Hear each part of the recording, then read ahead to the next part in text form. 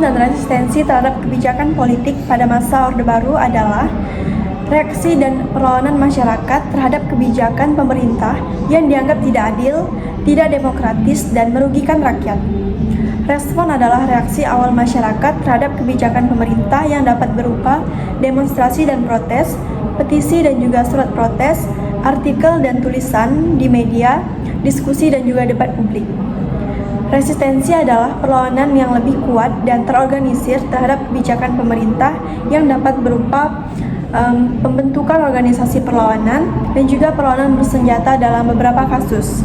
Pada masa Orde Baru, respon dan resistensi terhadap kebijakan politik dan ekonomi pemerintah banyak dilakukan oleh mahasiswa dan aktivis, buruh dan juga pekerja, petani dan juga nelayan, kelompok agama dan masyarakat sipil. Mereka menentang kebijakan pemerintah yang dianggap tidak adil seperti represi politik dan kebebasan berpendapat, eksploitasi sumber daya alam, ketimpangan ekonomi dan juga sosial, korupsi dan juga penyalahgunaan kekuasaan. Respon dan resistensi ini berujung pada kerusuhan dan juga demonstrasi besar-besaran pada tahun 1998 yang pada akhirnya menyebabkan runtuhnya Orde Baru dan Soeharto mengundurkan diri. Penyimpangan demokrasi pada masa Orde Baru juga didorong oleh rekrutmen politik bersifat tertutup. Rekrutmen politik merupakan proses pengisian jabatan politik di dalam penyelenggaraan pemerintah negara, baik untuk lembaga eksekutif atau pemerintah pusat dan pemerintah daerah, legislatif atau MPR, DPR, dan DPRD maupun lembaga yudikatif atau Mahkamah Agung. Proses rekrutmen politik diatur berdasarkan kedekatan dengan presiden dan pemerintah.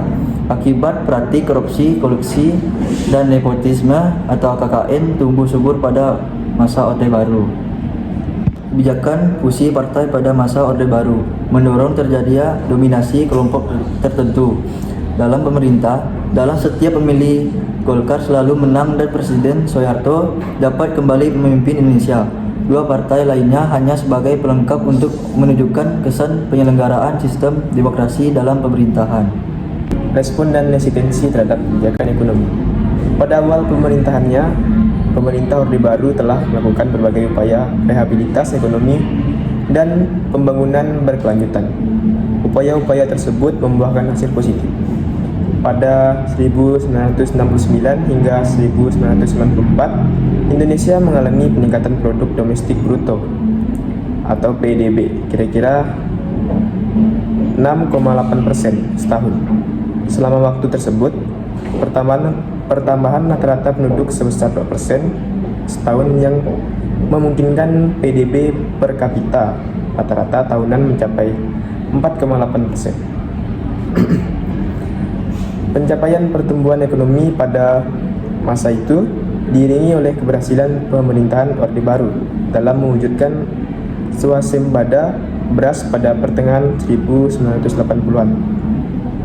Hasil tersebut diraih melalui serangkaian kebijakan program pertanian untuk meningkatkan produktivitas pertanian. Pencapaian ini berhasil mengubah status Indonesia dari negara pengimpor beras menjadi negara yang dapat memenuhi kebutuhan beras sendiri.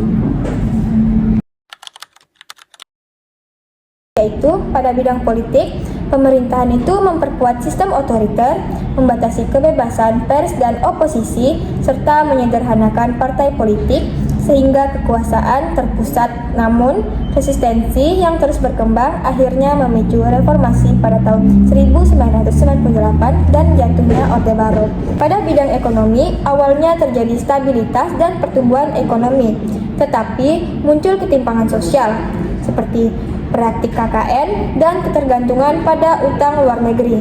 Saat terjadi krisis moneter Asia pada tahun 1997, ekonomi runtuh dan memperkuat gelombang protes masyarakat. Selanjutnya ada tokoh-tokoh yang terlibat dalam respon dan resistensi terhadap kebijakan politik dan ekonomi pada masa Orde Baru. Yang pertama itu ada Soeharto, yaitu sebagai presiden yang memimpin Orde Baru dengan fokus stabilitas ekonomi dan juga pembangunan. Lalu Radius Prawiro, tokoh yang fokus mengatasi masalah moneter dan keuangan negara. Lalu ada tokoh resistensi dan kritik atau oposisi politik atau kritikus.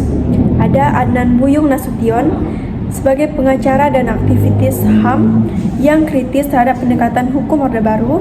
Lalu ada Abdurrahman Wahid atau Gus Dur, tokoh intelektual dan agama yang sering mengkritik kebijakan politik represif. Ada Amin Rais, tokoh yang vokal menyuarakan KKN atau korupsi nepotisme dan menuntut reformasi. Lalu ada mahasiswa dan aktivis pada tahun 1998 sebagai gerakan mahasiswa yang menuntut lengsernya Soeharto akibat krisis ekonomi.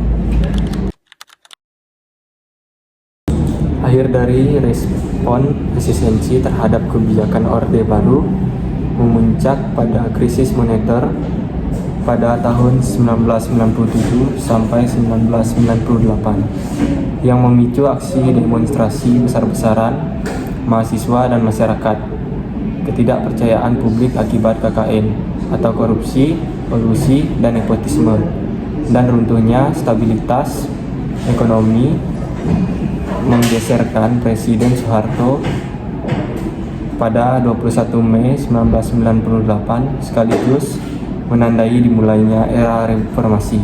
Terima kasih telah mendengarkan video kami.